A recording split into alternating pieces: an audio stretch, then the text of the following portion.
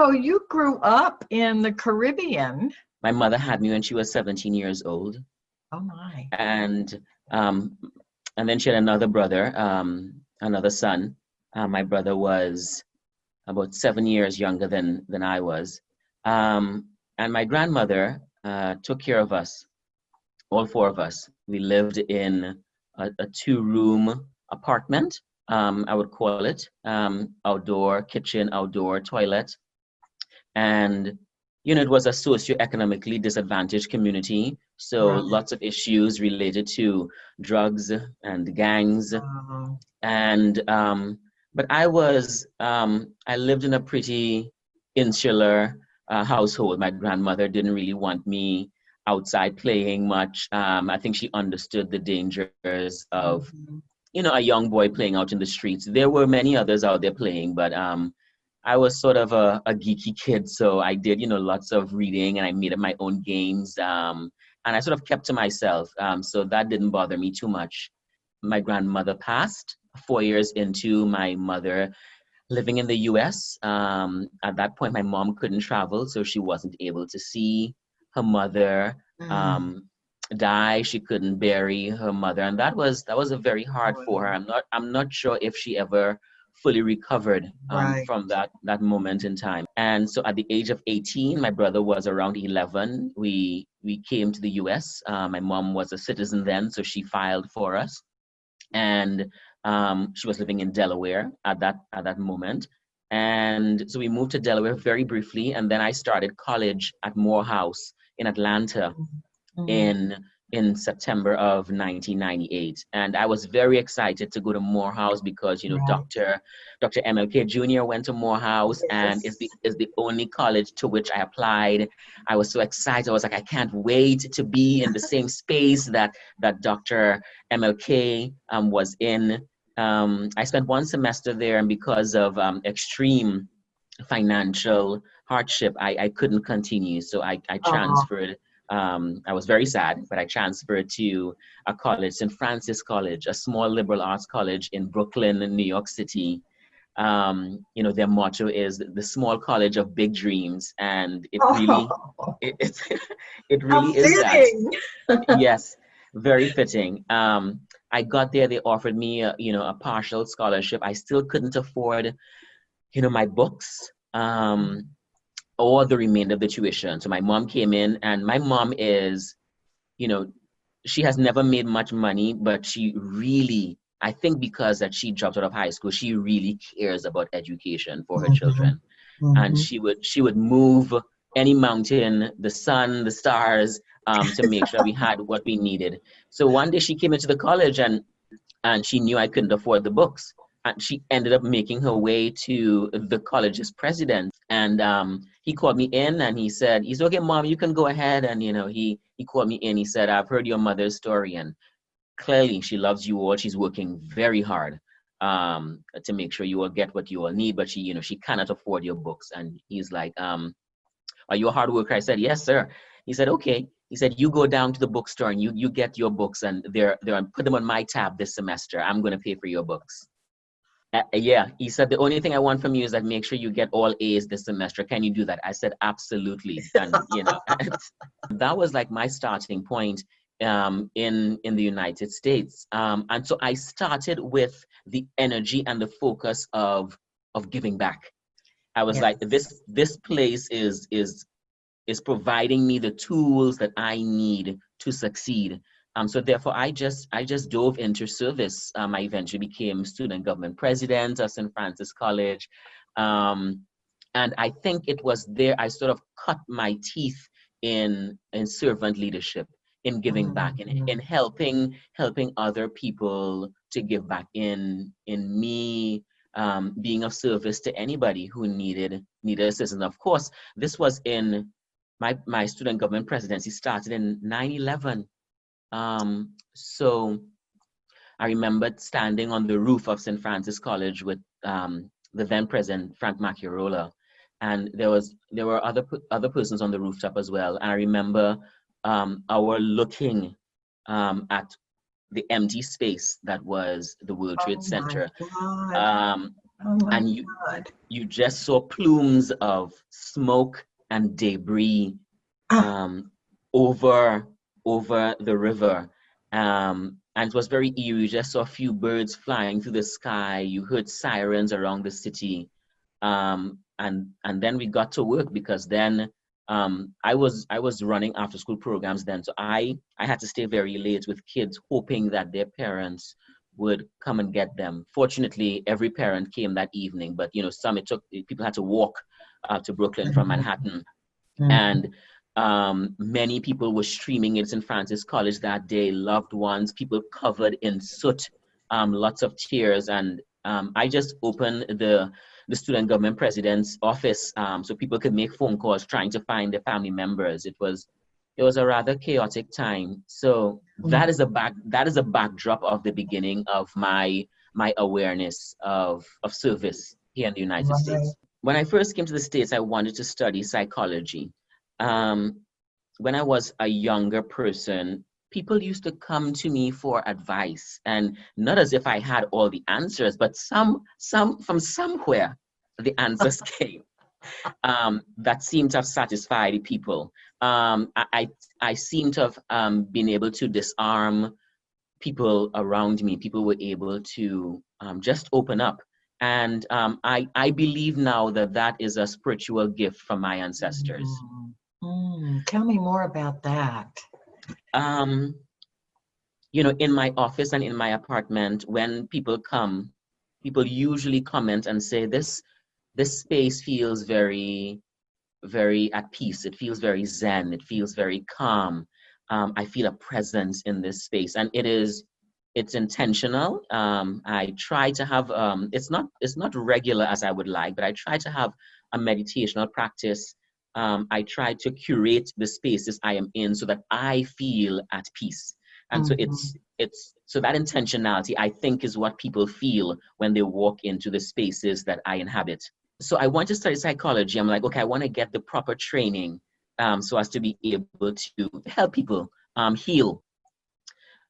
It was in my senior year at St. Francis College. My one of my professors then, she was sort of breaking it down for us, and she says that when you go for training to be an efficacious clinician, you have to be able to regulate your emotions. Like you can't be there on the couch crying with your patients. And that was a wake up call for me because I had envisioned myself crying on the couch with my patients. I think because I feel so deeply for the world, for other people, I think I'm deeply empathetic. That makes me, I think, a very effective listener, a very effective teacher in the classroom. But I think that would not have made me an effective clinician. Um, and so I said, okay, this is not for me. I will find a different way to listen to people and to help heal myself and help heal other people. I wasn't sure what was that answer because I was always a sort of kid who I always had a plan. I always was aware of the next step. And for the first time, I didn't know the next step. So I didn't apply to grad schools in psychology because I said, okay, well, that's no longer the plan. So I asked the divine, I asked the ancestors, guide me where you want me because I'm not sure where you want me. And I started reading more about the life of Mohandas Karamchand Gandhi, Desmond Tutu, Nelson Mandela, Dr. MLK Jr., Mother Teresa, all kinds of freedom fighters in different forms. I started reading more about these persons, and then there was a small fire in me that I began to nurture by reading more about these persons. And then I realized, yeah, healers can come in many different forms. Yes, yes, yes. And that I didn't need to go get psychological training, but that I could go get different kinds of trainings. And then one day I sat down and I searched. I put in the words education and peace. And then the peace education program at Teachers College, Columbia University popped up. How perfect. Yes. And I read the program description and the bulb went off. I'm like, this is it. This is my calling, to be a peace Yes. educator. Yes. And so I applied to that program. I didn't apply to anywhere else. During that time, I was working with children in after school programs, as I mentioned before, which I should um, I should admit and disclose that in my undergrad, when I first got my work study position working in after school programs, I laughed at the universe and I said, universe, you are rather funny, because back then I did not like children very much. I was a youngster. I thought children were sort of, bratty and kind of always wanted their own way. They're very loud, rambunctious. And lo and behold, working with children, I fell in love with first and second graders, who I still think Oh, are the most amazing people on the planet. I love that the universe does that. Yes. Yes. Because, sometimes we have our own grand ambitions, and Yes. the universe wants to have a hybrid ambition for us.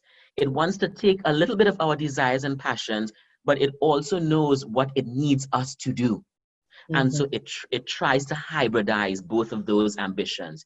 And bringing children into my life in that format was the universe saying that you have work to do with youth. You don't know it yet, but I'm going to plant the seeds right now for you. My career has been working in informal educational spaces with youth, such as after school programs, and working in communities now in Trinidad. Um, forgive me, this is a long way, but this is giving you a background to Right. how I got to where I'm at right now. I applied to the peace education program at Columbia Teachers College, and I didn't get into the doctoral program, but I got into the master's program. I would eventually be turned down 3 times for the doctoral program, which was a lesson in dealing with disappointments and building patience, and keeping your eyes on the prize.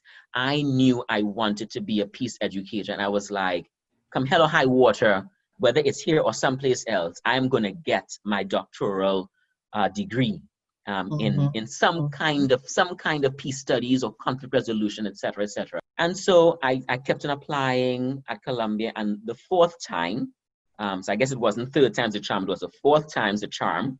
The woman who had become my advisor, Dr. Monisha Bajaj, who is now at the University of San Francisco in California, she contacted me when she got hired there. She said, I have heard your story and I would love if you can reapply for the program. I said, a fourth time? I don't think so.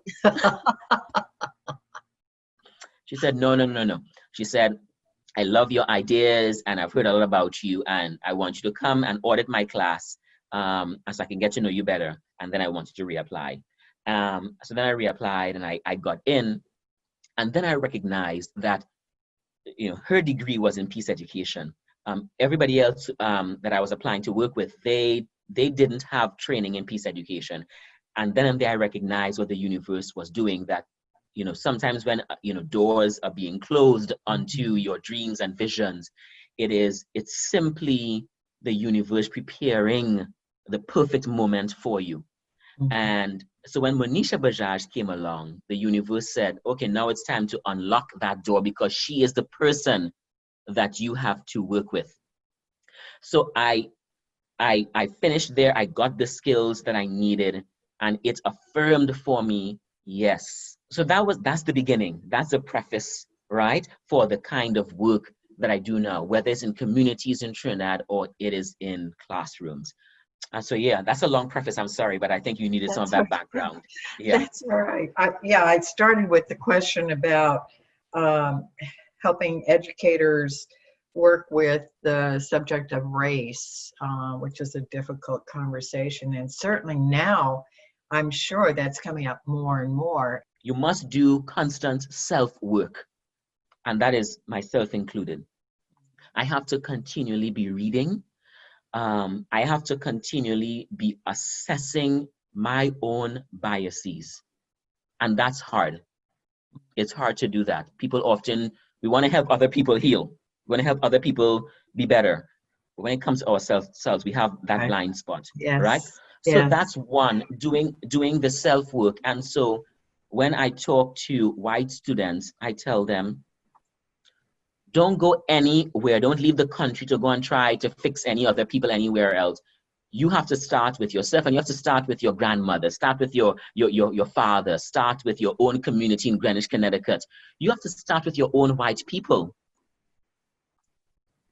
because you have proximate access to those persons, right? Mhm. Not that I can't have access to, but when there are many folks, they apprehend my black skin, and that becomes a barrier to a conversation off the bat. Not always, but sometimes.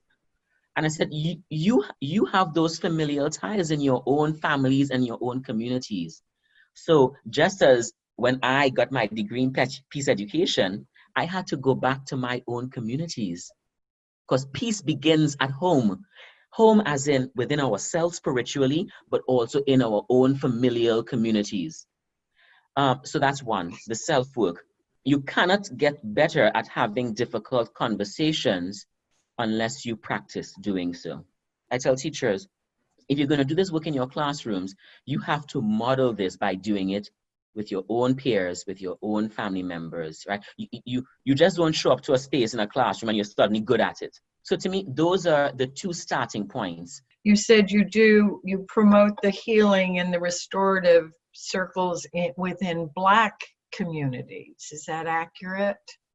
Yes, and I mostly do that in Trinidad, because I know that context best. Hmm. And I tell my students, if you're going to work in a community that you don't know very well, that is not your heart community, you ought to ask yourself, why do you feel compelled to work with those people? Why are you asking questions of those people? Why are you doing research in those communities? And will it be a reciprocal relationship, or will you be reinscribing an extractive colonial relationship with those people? Are you going to take information from them and then just leave, go get your degree, write your report, and then you don't share that information? You don't stay in solidarity to help co-create a better sustainable community with those peoples. I do work here in the United States as well too, when I am called upon. So I don't push myself, because I wasn't born here. And I understand that I am working in and living in on stolen land. I try to proceed in a spirit of humility in recognizing that indigenous communities were brutalized on this land, and their living conditions are still as a result of settler colonialism. Tell me a little bit about the outcomes here in the United States when you're called to go and do the restorative circles in that community. Sure. And I use community in a broad sense. It could be at a school that teachers want me to come in and do a training. I did one a couple of years ago in Harlem around restorative circles and how you can scale that up in terms of, I write about systemic restorative practices. So not just teaching people restorative circles, because yes, those skills are very important for people, but I'm just not interested in giving people skills to continually working in a violent system. The system as well also has to be restorative. So for example, as a tangent, I'm working here at Gettysburg College and I direct the Peace and Justice Studies program. I train my students to not only work on themselves intrapsychically, to work on interpersonal skills, to work on community skills, but also how do we transform the college? How do we hold this place we're working at that is on stolen land to be more accountable to our past, to be more accountable to our current students, to be more inclusive in all kinds of ways. And it is obviously imperfect, but it is consistent work. And so when I go into any other space and I am giving people training, in restorative circles, I obviously start with the history of it, because many folks, it's dehistoricized, it's decontextualized. Folks don't understand that many indigenous communities were practicing restorative circles for millennia. That's why I ardently believe in restorative circles, because I think they have a spiritual undergirding, a spiritual connection. It seems simple when you're sitting in a circle, but to me, when you do so, you are tapping into an ancestral reservoir. We cannot heal until we become more vulnerable human beings. We can't feel other people's pains if we are not accessing our own pain. And when I say our, it's not just individual pain, it's community pain, and it is centuries long pain that we haven't fully grappled with. So all of that comes into the restorative circles, Janet. I heard read the term post-traumatic slavery syndrome. Tell me more about that, and I would imagine that's part of the work you do, is dealing with that in the restorative circles. So please explain more about that. When there has been so much violence rendered upon people's bodies, we know that there's a science that the body holds that. In the DNA. Yes, and we pass that on through generations. I give them just an excerpt of that, and it describes in gory detail the harrowing journey on the slave ships. Because, students often, they read about slavery, but they don't read the details.